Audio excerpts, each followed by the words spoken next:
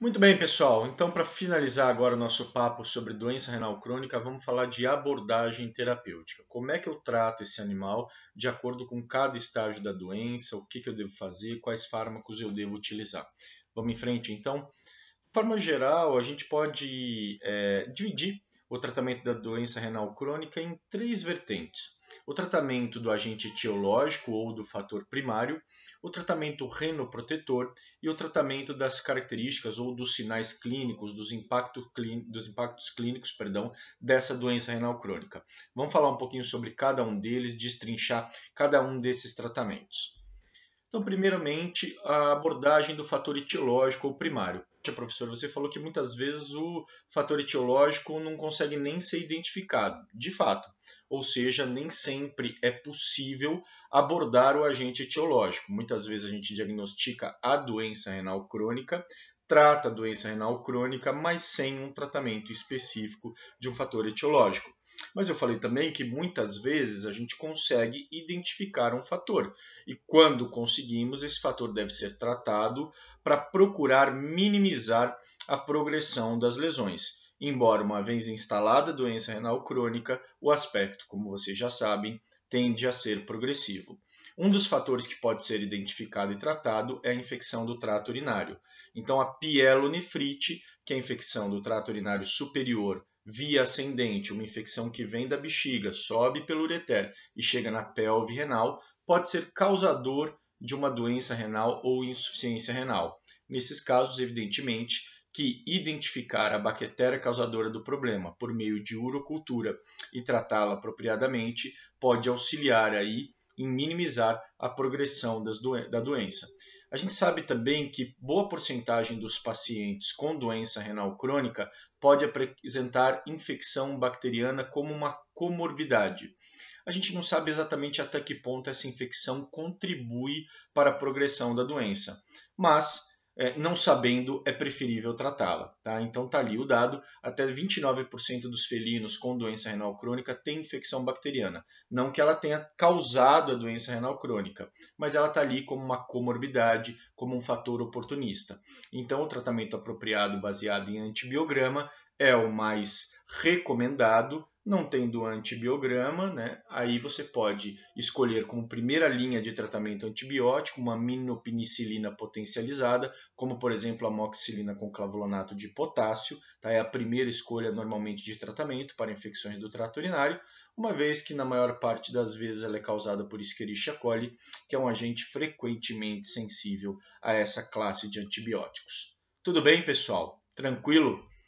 Mas eu confesso para vocês que a causa bacteriana é muito pouco comum e importante, né? Eu tive muitos poucos pacientes com pielonefrite causadora de insuficiência renal crônica. Outras são mais comuns.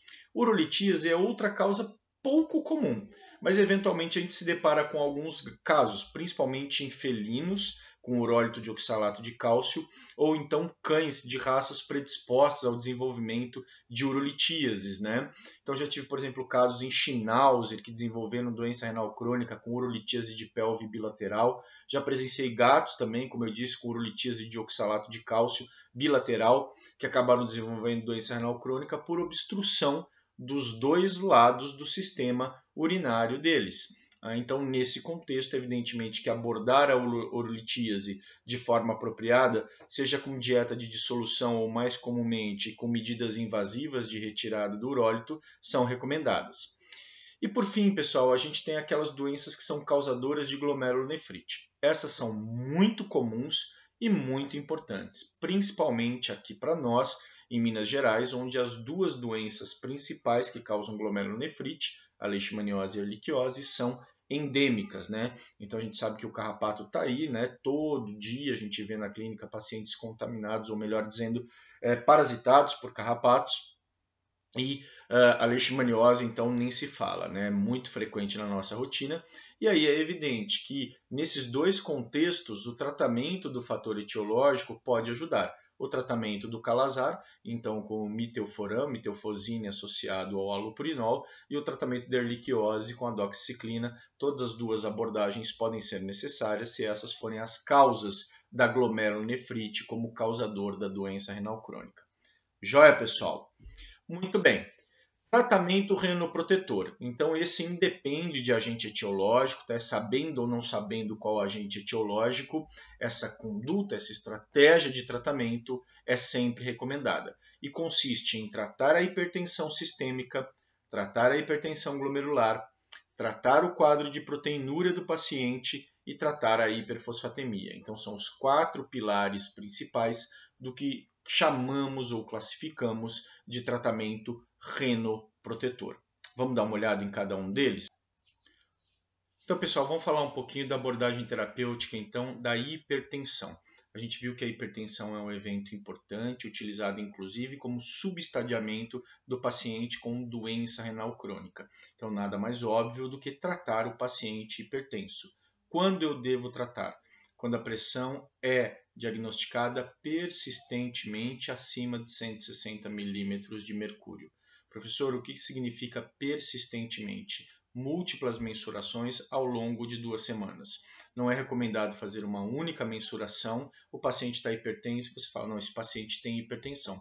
Por quê? Porque tem muitos fatores que interferem, né? É assim na medicina humana, né? Aquela famosa síndrome do jaleco branco, a pessoa fica muito nervosa com o animal e acaba tendo a hipertensão. O animal não é tão diferente, né? A questão não é o jaleco branco, mas todo o ambiente hospitalar que é estressante. Isso pode levar a uma falsa ideia de hipertensão.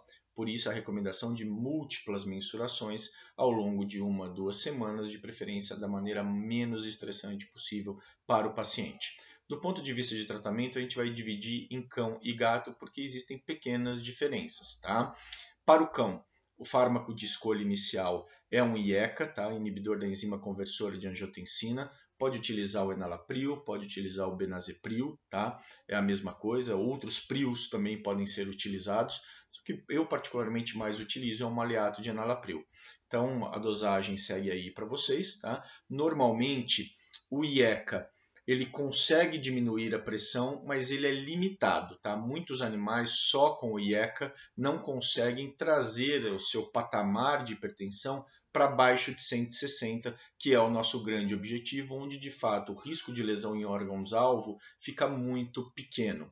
Então, se não conseguiu apenas com o IECA, nos retornos, diminuir essa pressão, atualmente é recomendado que se dobre a dose. Alguns animais com o dobro da dose a gente tem um sucesso maior apenas com IECA. Se ainda assim não for suficiente, acrescentar a terapêutica, né? Então associar um bloqueador de canal de cálcio. Mais especificamente, a amlodipina ou amlodipino é a mesma coisa, tá? Vocês vão ver escrito dessas duas maneiras, tá? Então, a associação dos bloqueadores de canal de cálcio juntamente com o inibidor da enzima conversora de angiotensina, normalmente são bem efetivos em trazer então essa pressão para baixo do 160, que é o patamar que a gente quer para esse paciente. Alguns animais, mesmo com esses 2 fármacos, ainda podem se manter hipertensos. Aí, nesses casos, já é recomendado atualmente o uso de um bloqueador de receptor de angiotensina. Dou exemplo ali para vocês da telmisartana, que pode ser associado então a esses outros 2 fármacos quando eles 2 não têm sucesso. Então está escrito ali, né, iniciar com IECA, reavaliar depois de 7 a 15 dias. Caso tenha sucesso, falei para vocês para dobrar a dose. Caso ainda tenha sucesso, associar um bloqueador de canal de cálcio, amlodipina. Caso ainda não tenha sucesso, associar com um bloqueador do receptor de angiotensina, mais especificamente a telmisartana. Tá? Aí, normalmente, é esperado que você consiga trazer essa pressão para os patamares desejados. Tá bom? No gato, qual que é a diferença? No gato, para o tratamento da hipertensão, não é recomendado o IECA. Então, é começar com bloqueador de canal de cálcio, amlodipina, e associar posteriormente com telmisartana, se não for possível trazer a pressão para baixo de 160. Tá joia, pessoal? Então, essa é a diferença fundamental. O IECA não entra em cena, ficam principalmente esses 2 fármacos para controle do evento hipertensivo em gatos. Joia? Seguindo então com o nosso tratamento renoprotetor. Tratamento da hiperfosfatemia, gente. É importante? É importante. Por que que é importante, professor? Pessoal, volta na aula anterior e vê os efeitos catastróficos da hiperfosfatemia, levando ao hiperparatireoidismo secundário renal, com aumento da produção de paratormônio, aumento da reabsorção de cálcio do osso. O paratormônio é uma importante toxina urêmica com importantes impactos no organismo. Então, por tudo isso, a gente não quer esse fósforo alto. A gente quer trazer ele para os patamares de normalidade. E nesse contexto, então, a gente usa duas estratégias. A dieta renal, tá? Isso pode ser feito com uma dieta comercial para pacientes renais ou pode ser formulado por um nutricionista veterinário. Na maior parte das vezes a gente usa uma dieta comercial mesmo, da Royal Canin, da Rios, da Cibal, são todas muito bem formuladas, qualquer uma delas pode ser utilizada para paciente renal crônico. E quando a dieta isoladamente não é suficiente para minimizar os valores de fósforo sérico, é recomendado o uso de um quelante de fósforo, ou seja, uma medicação que vai minimizar a absorção do fósforo no trato digestivo. Ele deve ser administrado junto com a refeição, por razões óbvias, né? É um quelante, e aí tem várias opções, entre elas o acetato ou carbonato de cálcio e o hidróxido de alumínio, que eu particularmente uso com maior frequência, tá? A dose, aquela receitinha de bolo, vocês sabem que não precisa decorar a dose, mas você tem que controlar os teores de fósforo sérico e se eles continuarem elevados é recomendado aumentar um pouco a dose, tá? Então vai fazendo o controle da dose pelo controle do fósforo sérico. Bacana? E por fim, para a gente finalizar, é o tratamento renoprotetor, o tratamento da proteinúria, tá? Isso é absolutamente fundamental. E quando eu estou falando do tratamento da proteinúria, eu estou falando de forma conjunta, né, pessoal? São coisas que acontecem de maneira concomitante. O tratamento da hipertensão glomerular. A gente sabe que boa parte da proteinúria é gerado justamente pela pressão aumentada dentro do glomérulo, tá? Então, quando a gente trata uma coisa, a gente acaba tratando a outra de maneira concomitante. Então, primeira abordagem do tratamento da proteinúria é a dieta. Então, minimizar a proteína dietética. Não é dieta com proteína restrita, tá? Não é isso. Isso é pior para o paciente, porque ele vai começar a utilizar as proteínas endógenas. Ele vai começar a fazer catabolismo de proteína. É uma dieta com proteína reduzida e proteína de alto valor biológico. Uma dieta que mantém as necessidades energéticas do paciente, então a proteína com maior digestibilidade e valor biológico possível. E a gente obtém isso normalmente nas dietas apropriadas para pacientes renais. Então percebam que tirar proteína da dieta, como muito tempo se recomendou ou se utilizava, né?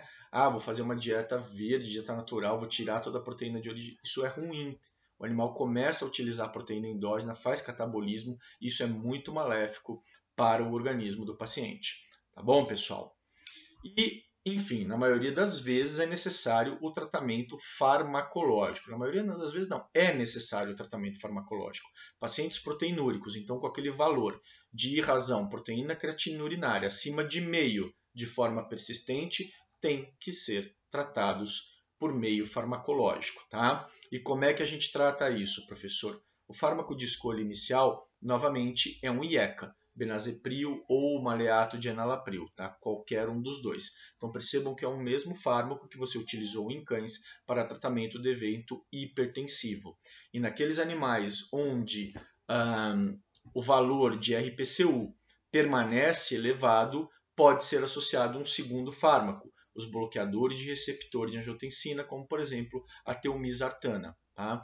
Então vejam que são os mesmos fármacos que a gente utiliza no controle da hipertensão. Então, tratando a hipertensão, a gente já vai estar tratando de forma concomitante a proteinúria. Tá? Então, o que a gente objetiva com esse tratamento? Minimizar os mecanismos hemodinâmicos e locais, quando eu me refiro a local, eu falo dentro do glomérulo, que levam à proteinúria nesses pacientes. Tá joia, pessoal? Então é muito importante o tratamento da proteinúria, porque a gente viu que a proteinúria não é provavelmente só um marcador de lesão renal, mas ela por si só provavelmente ajuda na progressão da lesão renal. Bacana? Então é muito importante. Um recado muito importante, tá? Você não deve usar esses fármacos em pacientes desidratados, hemodinamicamente instáveis, porque isso pode ser absolutamente desastroso e causar uma queda abrupta da taxa de filtração glomerular. Eu não vou entrar em detalhes nos mecanismos pelos quais isso ocorre. Quem quiser sabê-los pode me procurar nos nossos canais de comunicação, porque a gente não tem tempo suficiente, mas enfim, é importante que esses pacientes estejam hidratados, hemodinamicamente estáveis. Bacana, pessoal? Muito bem. E para a gente finalizar então a abordagem terapêutica, vamos falar do terceiro pilar, que é o tratamento sintomático, que em geral é mais importante nos estágios 3 e 4. Por que, professor, que é mais importante no estágio 3 e 4? Porque no 1 e 2, em geral, eles são assintomáticos. Então não tem sintoma para você tratar. Quais são os sintomas que você pode tratar, né? A anemia, a glossite, estomatite, gastroenterocolite urêmica, que comentamos anteriormente, a acidose metabólica, a anorexia e a hipocalemia, quando ela ocorrer. Vamos ver cada um deles e como é que a gente aborda. Então, a anemia. Normalmente, a anemia tem um impacto muito grande no paciente, ela causa muita fraqueza, letargia, né, taquicardia, e isso normalmente ocorre principalmente quando o hematócrito está abaixo de 20%. Então, em geral, o objetivo principal de tratamento ocorre quando o hematócrito está abaixo de 20% nesses pacientes. Não quer dizer que você não possa tratar um animal acima de 20%, tá? É uma diretriz, tá? Em geral, é abaixo disso, mas se o paciente tiver sintomas importantes, se você quiser tratar acima de 20%, não tem uma contraindicação clara. Joia? O tratamento é feito principalmente com a eritropoetina humana principalmente. A dose segue aí descrita para vocês. A gente, em geral, associa o sulfato ferroso junto com a eritropoetina e o objetivo em cães é atingir um hematócrito acima de 40% e no gato superior a 35%. A gente começa com essa dose, mas vai titulando depois, né? Controlando com eritrogramas sequenciais. Então, quando eu chego lá acima dos 40% no cão e acima dos 35% em gatos, eu vou espaçando as aplicações. Muitas vezes a gente consegue fazer uma aplicação a cada 2 semanas e manter o hematócrito acima de 40% no cão e 35% no gato. Vai depender muito de cada paciente. Alguns precisam de 2 injeções por semana, outros podem tomar uma a cada 2, 3 semanas. Vai depender muito de paciente a paciente. Uma coisa ruim que ocorre com a aplicação de eritropoetina é a produção de anticorpos contra a eritropoetina. Isso é um desastre, porque ela para de fazer efeito. Isso ocorre muito mais frequente com a alfa-epoetina, tá? E hoje existe a disponibilidade da daibopoetina, que diminui esse efeito adverso que é a produção dos anticorpos contra a eritropoetina. Tudo bem, pessoal? E casos muito graves com risco de vida de anemia, como sempre, né, em qualquer caso de hematócrito muito baixo com risco de vida, é recomendada a transfusão sanguínea. Na maioria das vezes em paciente com doença renal crônica isso não é necessário, porque a anemia é de caráter crônico e dificilmente ele vai chegar num patamar tão descompensado assim. Mas aí quando ele começa a sangrar pelo trato digestivo, né, em fases mais avançadas, pode ser necessário de fato uma transfusão, tá bom? A glossite, estomatite, gastroenterocolite urêmica. Então o animal está vomitando, está com diarreia, está com mal-estar geral. Para a proteção gástrica, como agente antiemético, eu posso utilizar metoclopramida, ondansetrona, maroptan, qualquer um desses agentes. Tá? Lembrando, maroptan é muito efetivo, mas ele tem algumas limitações de custo e também de tempo de tratamento. Então, a gente tem essas opções aí como agentes antieméticos no paciente com síndrome urêmica e vômitos profusos. Para diminuir a acidez gástrica, que é tão importante, vocês viram na aula de digestivo que o animal com insuficiência renal crônica ele pode ter ulcerações e erosões gástricas, justamente em função do excesso de ureia, que transformada em amônia na mucosa, acaba sendo extremamente tóxica e levando a lesões. Tá? Além de comprometimento também perfusional que ocorre por outros mecanismos. Nesse contexto, inibidor H2 como a ranitidina ou famotidina ou inibidor da bomba de prótons como o omeprazol são indicados. O omeprazol a gente utiliza hoje com mais frequência porque ele é muito mais potente para inibir a secreção gástrica. Se o animal apresentar úlceras de cavidade oral, é importante utilizar algum produto tópico para dar um pouco mais de conforto, porque dói demais, incomoda demais. Todo mundo aqui já teve afta Aquelas aftas pequenininhas a gente sabe que dói uma enormidade. Imagina aquelas lesões ulcerativas enormes que eu mostrei para vocês nas fotos. Então, nesse contexto, utilizar uma medicação tópica, como por exemplo a cepacaína, que tem anestésico local, antisséptico, pode ajudar a dar um conforto maior para o animal se alimentar. Outra opção também como antisséptico é o clorexidine. Ele é formulado para cavidade oral, numa concentração menor. A formulação comercial chama-se Periogard. Eu, particularmente em cães, gosto muito de utilizar a cepacaína, que eu acho que dá um conforto importante e ajuda ele a comer. Se houver indícios de contaminação da cavidade oral, e muito frequentemente há por bactérias da própria cavidade oral, fica indicado então a abordagem antibiótica, por exemplo, com amoxicilina associada a metronidazol, como a gente viu lá em estomatite, lá na aula de cavidade oral no sistema digestivo. Tá bom, pessoal?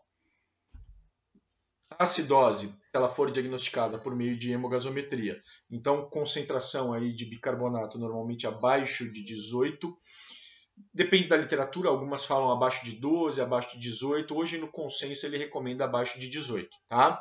Aí é recomendado, além da dieta, que por si só já ajuda nesse contexto, a associação de citrato de potássio ou bicarbonato de sódio por via oral para tratamento dessa acidose crônica nesses pacientes. Tá joia, pessoal? A hipocalemia, a gente já viu anteriormente que ela é variável, nem sempre ocorre, né? Então os teores de potássio abaixo da normalidade, mas em gato, pessoal, isso tem que dar uma atenção, porque o gato sofre muito com potássio baixo.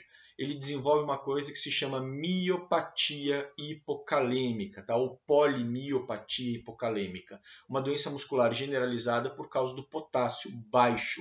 E aí ele fica muito fraco, o pescoço fica com ventroflexão. Então, para gato especialmente, tem que dar uma atenção especial. Se for diagnosticada a hipocalemia, ela deve ser tratada então num contexto ambulatorial, né, o animal está tomando fluidoterapia IV, o cloreto de potássio, e para casa a gente pode fazer a suplementação com citrato de potássio, que de quebra ainda ajuda aí no tratamento da acidose metabólica. Tá joia, pessoal?